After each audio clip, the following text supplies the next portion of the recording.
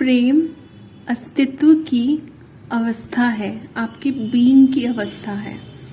आपका प्रेम बाहर नहीं है, यह आपके अंदर गहराई में है। आप इसे कभी खो नहीं सकते और ये आपको कभी छोड़ नहीं सकता। ये किसी और शरीर पर निर्भर नहीं है या किसी बाहरी रूप पर निर्भर नहीं है। अपनी पेन बॉडी को कैसे खत्म करें? मानवीय पीड़ा का अधिकांश भाग अनावश्यक है। ये अपने आप में बनाया गया है जब तक आपका मन आपकी जिंदगी को चलाता है। जो दर्द आप अभी बना रहे हैं वो हमेशा किसी न किसी अस्वीकार्यता के रूप में होता है या फिर किसी प्रकार के अचेतन प्रतिरोध के रूप में जो कि है उससे। विचार के स्तर पर प्रतिरोध किसी न किसी रूप में निर्णय के प्रतिरोध के रूप में होता है। भावनात्मक स्तर पर ये किसी नकारात्मकता नेगेटिविटी के रूप में होता है।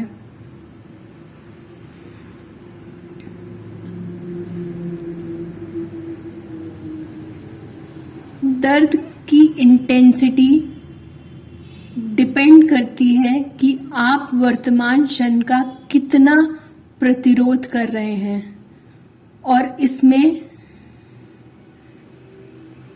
आप कितने ज्यादा अपने मन के साथ दृढ़ता से पहचान बनाए हुए हैं। मन सदैव हमेशा अभी को नकारता है और इससे बचना चाहता है अब को।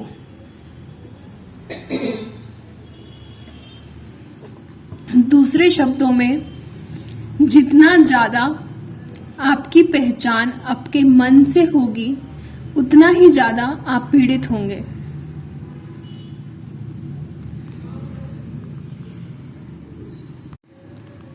या आप इसे ऐसे भी कह सकते हैं कि जितना अधिक आप अब में रहेंगे या वर्तमान में रहने में सक्षम होंगे उतना ही अधिक आप दर्द से, अपनी सफरिंग से और अपने अहंकारी मन से मुक्त होंगे। कुछ आध्यात्मिक शिक्षाएं बताती हैं कि सारा दर्द अंततः एक भ्रम है और ये सच है। सवाल ये है कि क्या ये आपके लिए सच है? सिर्फ विश्वास करने से ये सत्य नहीं हो जाता। क्या आप जीवन भर दर्द का अनुभव करना चाहते हैं और ये कहते रहना चाहते हैं कि ये तो भ्रम है? क्या इससे आप दर्द से मुक्त हो सकते हैं? हम यहाँ जिस चीज से चिंतित हैं वो ये है कि आप इस सत्य को कैसे महसूस कर सकते हैं, यानी इसे अपने एक्सपीरियंस में, अपने अनुभव से इसको वास्तविक बना सकते हैं। जब तक आपकी पहचान है तब तक दर्द होता ही रहेगा। जब तक आपने अपने आप को मन से पहचान रखा है। कहने का मतलब यह है कि जब तक आप अचेतन हैं, अनकॉन्शियस हैं। मैं यहाँ मुख्यतः भावनात्मक पीड़ा की बात कर रहा हूँ, जो कि एक मुख्य कारण भी है शारीरिक कष्ट का और शारीरिक बीमारी का। क्रोध, घृणा, आत्मदया, अपराध बोध, क्रोध, अवसाद, ईर्ष्या और इसी तरह यहाँ तक कि थोड़ी सी इरिटेशन, थोड़ी सी भी जलन, ये सब दर्द के प्रकार हैं। और हर खुशी या भावनात्मक उच्चता में अपने भीतर एक दर्द का बीज है, इसका अविभाज्य विपरीत जो समय आने पर प्रकट होगा। कोई भी व्यक्ति जिसने कभी भी नशा पाने के लिए नशीली चीजों का सेवन किया हो, उसे पता चल जाएगा कि जो ऊंचा अंततः निम्न में बदल जाता है, हाई हमेशा लो में बदल जाता है, कि सुख किसी ना किसी रूप में दुख में बदल जाता है। अनेक लोग अपने अनुभव से ये भी जानते हैं कि कितनी आसानी से एक संबंध सुख के स्रोत से दुख के स्रोत में बदल जाता है। अगर एक उच्च स्तर से देखा जाए तो नकारात्मक और सकारात्मकता दोनों ही एक ही सिक्के के पहलू हैं, और ये उस दर्द का पार्ट है जो मन से अविभाज्य है, चेतना की अहंकारी स्थिति की पहचान करता है।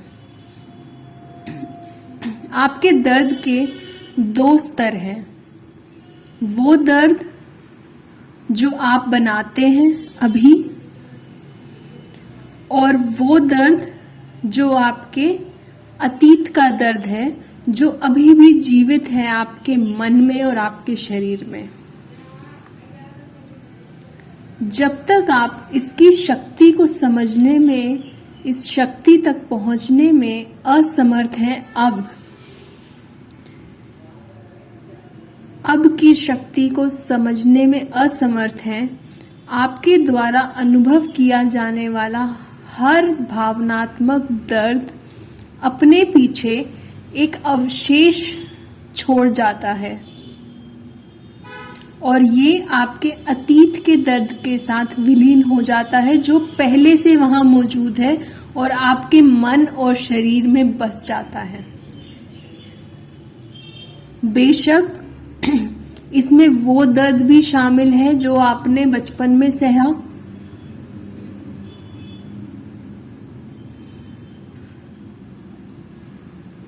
जो कि जब आप इस दुनिया में आए और जो आपने बेहोशी में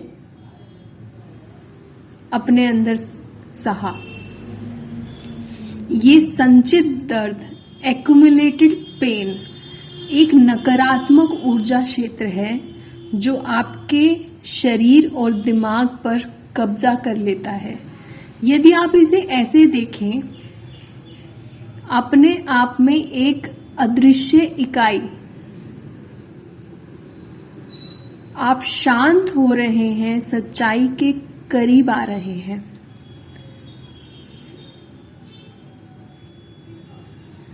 ये एक भावनात्मक पीड़ा शरीर है, pen body, emotional pain body. Pen body होने के दो तरीके हैं, निष्क्रिय और सक्रिय। यह 90% समय निष्क्रिय हो सकता है एक अत्यंत दुखी व्यक्ति में,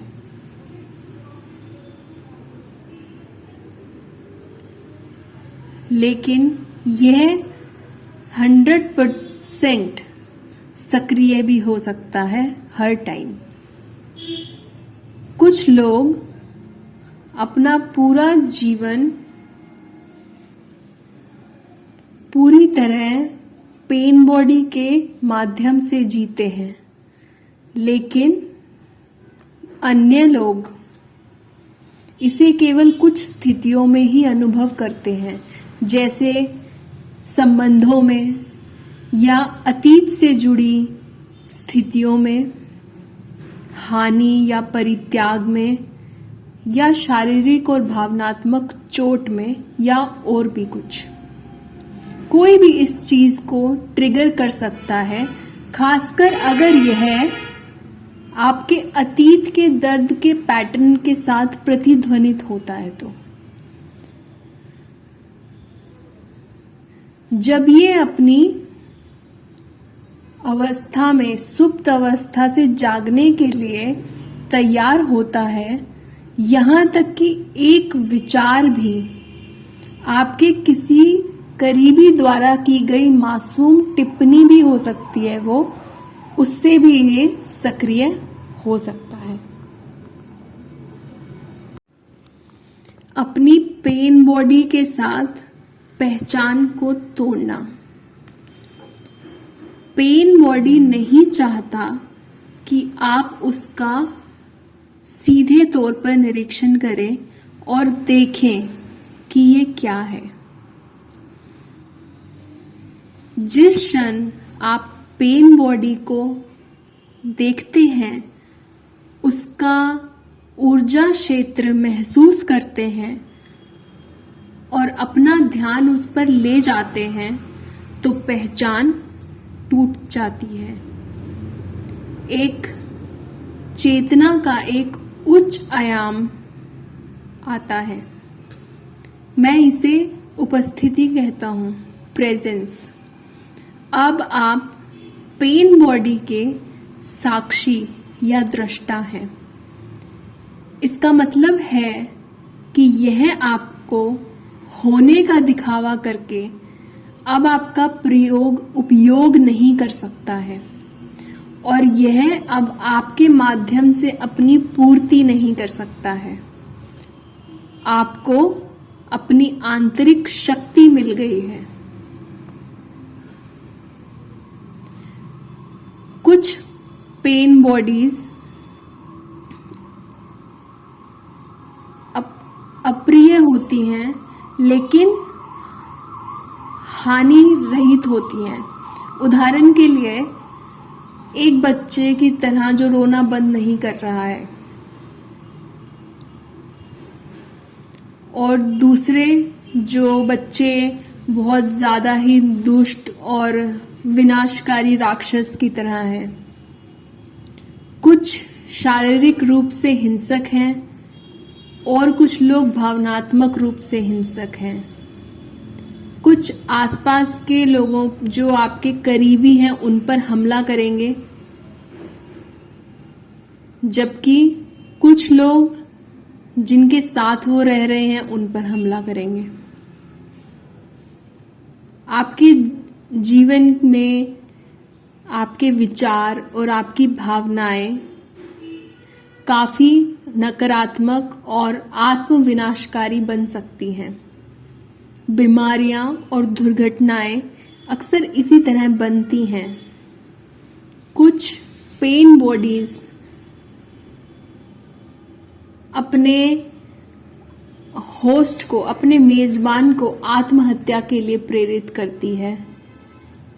जब आप सोचते हैं कि आप इस व्यक्ति को जानते हैं और तब आपको अचानक से एक एलियन जैसा कोई सामने आता है, तो आप काफी सदमे में पड़ जाते हैं।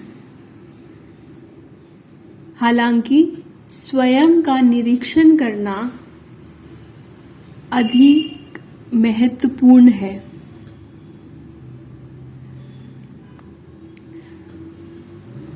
अप्रसन्नता के किसी भी लक्षण पर नजर रखें आपके, चाहे किसी भी रूप में हो। जागृत आपकी कोई पेन बॉडी, ये चिड़चिड़ापन, अधीरता, उदास मनोदशा, या कोई चोट पहुंचाने की इच्छा, क्रोध, डिप्रेशन, या फिर अपने रिश्तों में नाटक वगैरह, इसको उसी क्षण पकड़ लें जब ये अपनी सुप्त अवस्था से जाग उठता है। पेन बॉडी जिंदा रहना चाहता है, जैसे कि अस्तित्व में हर एक चीज रहना चाहती है, और ये केवल तभी तक जीवित रह सकता है जब तक आप इसके साथ अनजाने में इसके साथ अपनी पहचान बनाकर रखते हैं। फिर ये बढ़ता है, फिर ये आप बन जाता है और आपके माध्यम से जीता है। इसे आपके माध्यम से अपना भोजन प्राप्त करने की आवश्यकता है।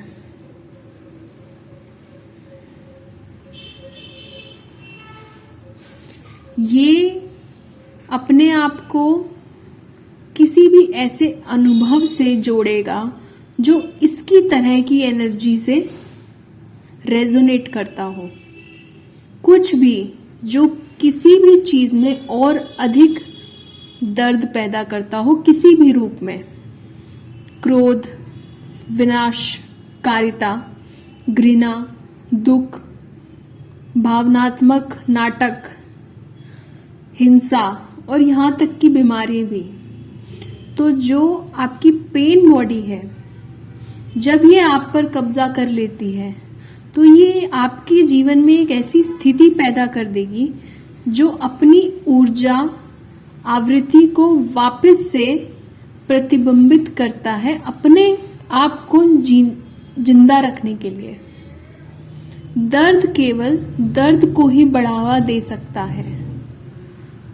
दर्द कभी भी आनंद का भोजन नहीं कर सकता। ये इसके लिए अपचनीय है। एक बार पेन बॉडी ने आप पर कब्जा कर लिया तो आपको और दर्द चाहिए।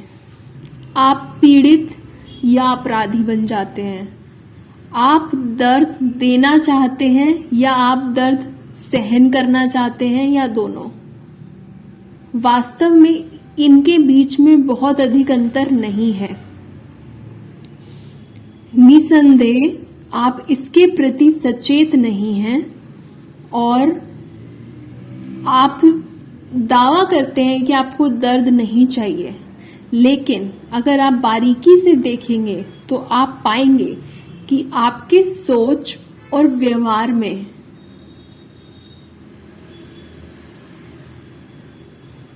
ऐसा पाया जाएगा कि आप उसको दर्द को जारी रखने के लिए डिजाइन कर रहे हैं, अपने लिए भी और दूसरों के लिए भी। यदि आप वास्तव में इसके प्रति सचेत होते तो ये परंपरा समाप्त हो जाती, क्योंकि अधिक दर्द की इच्छा करना तो पागलपन है और कोई भी जानबूझकर पागल नहीं है। पेन बॉडी जो अहंकार की काली छाया है, वो वास्तव में आपकी चेतना के प्रकाश से डरता है। उसे डर है कि उसका पता ना लग जाए। उसका अस्तित्व आपके अचेतन पहचान पर निर्भर करता है। जैसे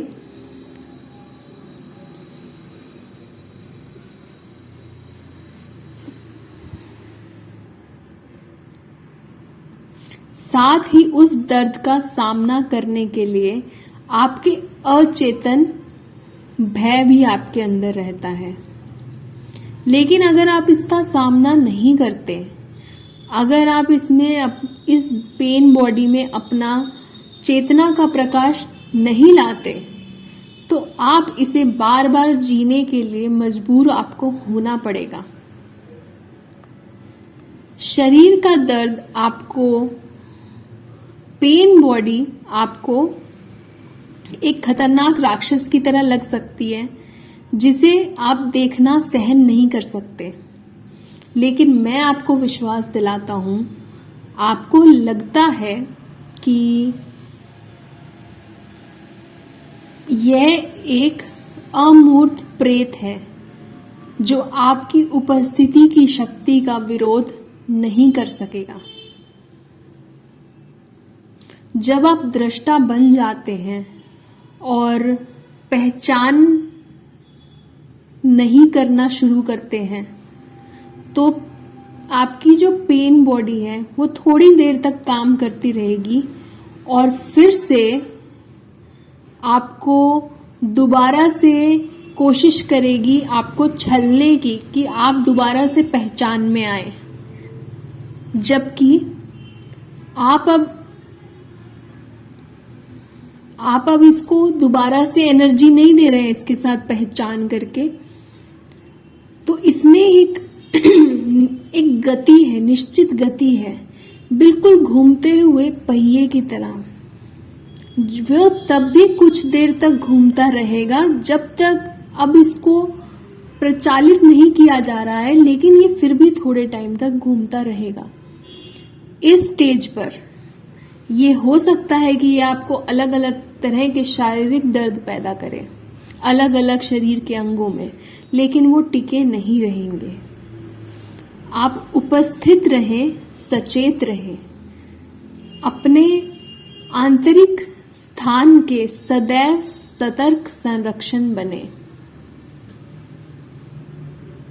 इतना उपस्थित रहें कि आप अपनी पेन बॉडी को सीधा देख सकें और उसकी ऊर्जा को महसूस कर सकें। ये आपकी सोच को नियंत्रण नहीं कर सकता।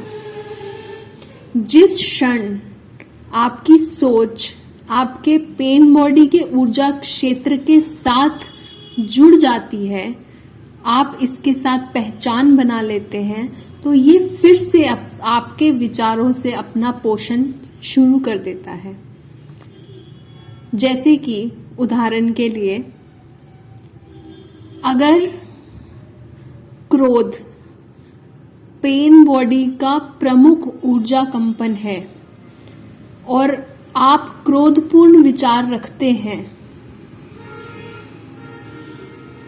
किसी ना किसी ने आपके साथ क्या किया और अब आप क्या करने जा रहे हैं उसके साथ, तो आप बेहोश हो गए हैं और पेन बॉडी आप बन गए हैं।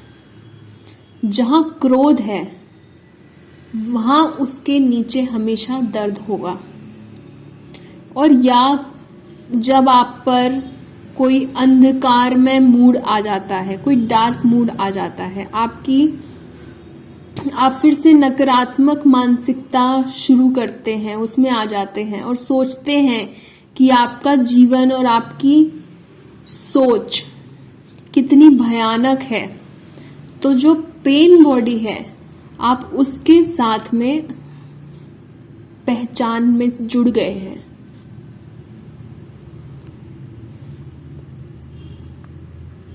और आप अचेतन हो गए हैं। अचेतन, जिस तरह से मैं यहाँ शब्द का उपयोग करता हूँ, इसका अर्थ है किसी मानसिक या भावनात्मक रूप से पहचान बनाना। इसका अर्थ है देखने वाले की पूर्ण अनुपस्थिति।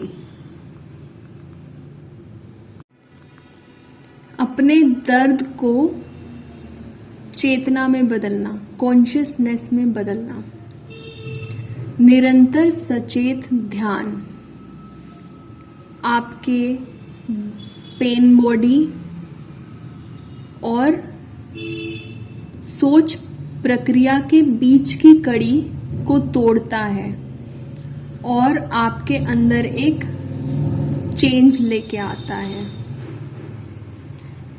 ये ऐसा है जैसे दर्द आपकी चेतना की लो के लिए ईंधन बन जाता है, जिसके परिणाम स्वरूप जब वो जलता है तो अधिक चमकीला हो जाता है।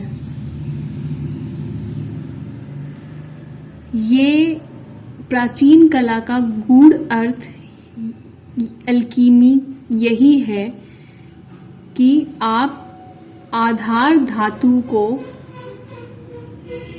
सोने में कैसे रूपांतरित करेंगे। अंदर का विभाजन ठीक हो जाता है और आप फिर से स्वस्थ हो जाते हैं। तब आपकी जिम्मेदारी ये रहेगी कि आप आगे दर्द पैदा ना करें। अपने अंदर की भावना पर ध्यान केंद्रित करें। जानो कि ये एक पेन बॉडी है। स्वीकार करें कि ये यहाँ पे है। इसके बारे में सोचना नहीं है। भावना को सोच में मत बदलने दो। निर्णय या विश्लेषण ना करें। इससे अपनी कोई पहचान मत बनाओ। प्रेजेंट रहो, उपस्थित रहो और देखते रहें कि आपके अंदर क्या चल रहा है। ना केवल अपनी भावनाओं के प्रति जागरूक रहें, ना दर्द के प्रति केवल जागरूक रहें, लेकिन जो देखता है, जो एक साइलेंट वॉचर है, जो एक मूक दर्शक है, उसको भी देखें, उसके प्रति भी जागरूक रहें। यह अब की शक्ति है, आपकी अपनी सचेत उपस्थिति की शक्ति। फिर देखिए क्या होता है। अहंकार की पहचान आपके पेन बॉडी के साथ। जिस प्रक्रिया का मैंने अभी वर्णन किया है वो बहुत शक्तिशाली है और बहुत सिंपल है। इसे एक बच्चे को भी सिखाया जा सकता है और उम्मीद है कि एक दिन ये उन पहली चीजों में से होगा जो बच्चे स्कूल में सीखेंगे। एक बार जब आप समझ गए कि किसी चीज को दृष्टा के रूप में उपस्थित रहने का मूल सिद्धांत,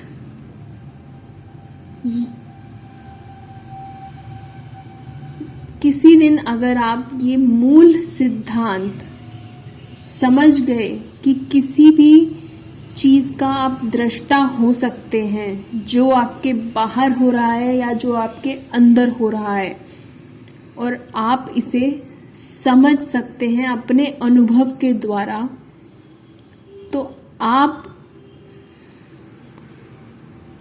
एक काफी शक्तिशाली परिवर्तनकारी उपकरण आपके पास आ गया है। इससे इनकार नहीं किया जा सकता कि आप अपने अंदर एक काफी तीव्र प्रतिरोध का महसूस कर सकते हैं। अब दर्द के प्रति आप एक प्रतिरोध महसूस कर सकते हैं, और विशेषकर अगर आप काफी अपना अधिकांश जीवन या अपना जीवन का एक बड़ा भाग आपने अपने भावनात्मक पेन बॉडी के साथ निकटता से आप जुड़ने में आपने बिता दिया है, तो आपको एक प्रतिरोध का सामना करना पड़ेगा।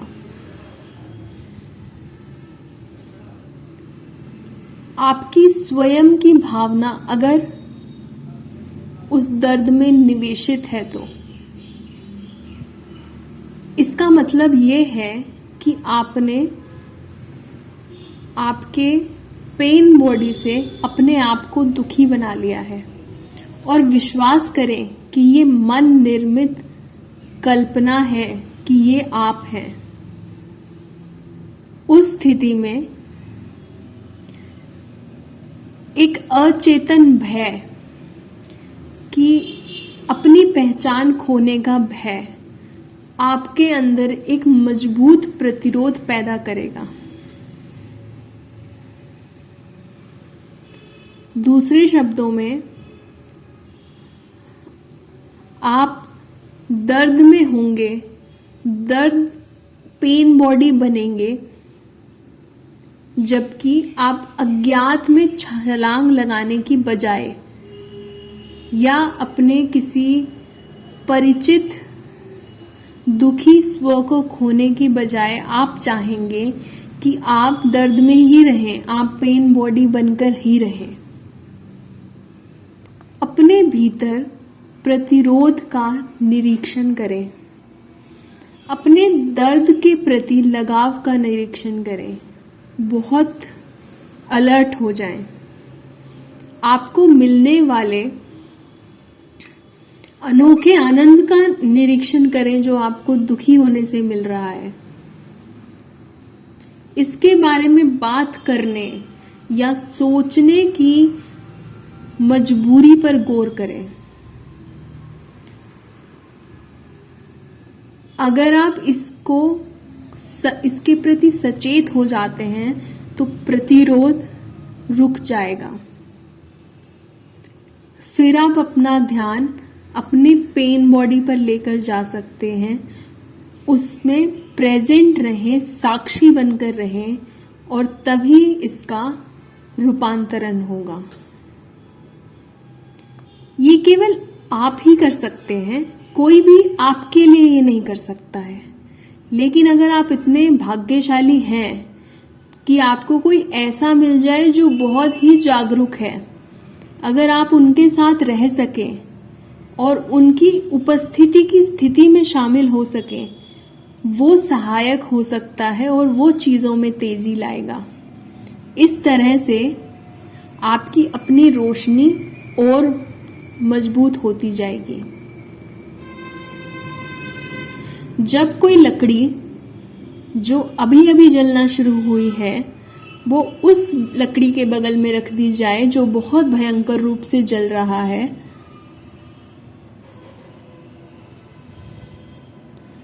और जब वो अलग कर दिए जाएं तो जो पहला लकड़ी है वो बहुत ज्यादा तेजी से जलेगा। आखिरकार आग तो सेम ही है। ऐसी अग्नि होना आध्यात्मिक गुरु का एक कार्य है। कुछ थेरेपिस्ट भी इस कार्य को करने में सक्षम हैं, बशर्ते कि वो मन के स्तर से आगे निकल गए हों और एक सचेत उपस्थिति बना सकते हो जब वो काम कर रहे हों। याद रखने वाली बात यह है कि जब तक आप अपने पहचान दर्द से बनाए रखेंगे, आप इससे कभी मुक्त नहीं होंगे। जब तक ये आपकी भावना का हिस्सा है, आपने अपना स्वयं का हिस्सा एक भावनात्मक दर्द में दे रखा है, तो आप अनजाने में उसे ठीक होने के लिए आप विरोध करेंगे या आप उसे ठीक करने के लिए विफल हो जाएंगे। क्यों? बिल्कुल सिर्फ इसलिए क्योंकि आप अपने आप को सही रखना चाहते हैं और दर्द इसका एक अनिवार्य हिस्सा बन गया है। ये एक अचेतन प्रक्रिया है और इसका एकमात्र तरीका इस पर विजय पाने का यही है कि आपको सचेतन बनना है। आपकी उपस्थिति की शक्ति। अचानक ये देखने के लिए कि आप अपने दर्द से जुड़े हुए हैं, ये काफी चौंकाने वाला एहसास हो सकता है। जिस क्षण आपको इसका एहसास होता है, आपने अपने अटैचमेंट को तोड़ दिया है। पेन बॉडी एक एनर्जी फील्ड है, लगभग एक ही तरह की इकाई जो आपके अस्थायी रूप से आपके आंतरिक रिक्त स्थान में दर्ज हो गई है। ये एक ऐसी जीवन ऊर्जा है जो फंस गई है, ऊर्जा जो अब प्रवाहित नहीं हो रही। निसंदेह पेन बॉडी काफी चीजों से हो सकती है जो अतीत में घटित हुई थी। वो आपका जीवित अतीत हो सकता है और यदि आप इसके साथ पहचान करते हैं तो आप अतीत के साथ पहचान करते हैं। पीड़ित की पहचान ये विश्वास है कि अतीत आपके वर्तमान से अधिक शक्तिशाली है, जबकि सच इसके विपरीत है। यह विश्वास कि दूसरे लोगों के, जो आपके दर्द के लिए दूसरे लोग जिम्मेदार हैं और जो आप आज हैं उसके लिए दूसरे लोग जिम्मेदार हैं, तो जो भावनात्मक दर्द और आप अपना सच्चा स्व होने की जो आपकी असमर्थता है, ये इसके लिए दूसरे लोग जिम्मेदार हैं या स्थितियां जिम्मेदार हैं, यह विश्वास। लेकिन सच है कि सिर्फ एकमात्र शक्ति वो इस क्षण में है। ये आपकी उपस्थिति की शक्ति है, आपकी प्रेजेंस की शक्ति। एक बार आप इसको जान लेते हैं तो आपको यह भी एहसास होता है कि आप ही अपने आंतरिक स्थान के लिए जिम्मेदार हैं और कोई नहीं। और यह कि अतीत की शक्ति अब की शक्ति से बड़ी नहीं है। अचेतनता ऐसा बनाती है, चेतना इसे स्वयं में रूपांतरित कर देती है। सेंट पॉल ने कहा है, हर चीज जब प्रकाश के संपर्क में आती है तो दिखाई देती है, और जो भी प्रकाश के संपर्क में आती है वो स्वयं प्रकाश बन जाती है।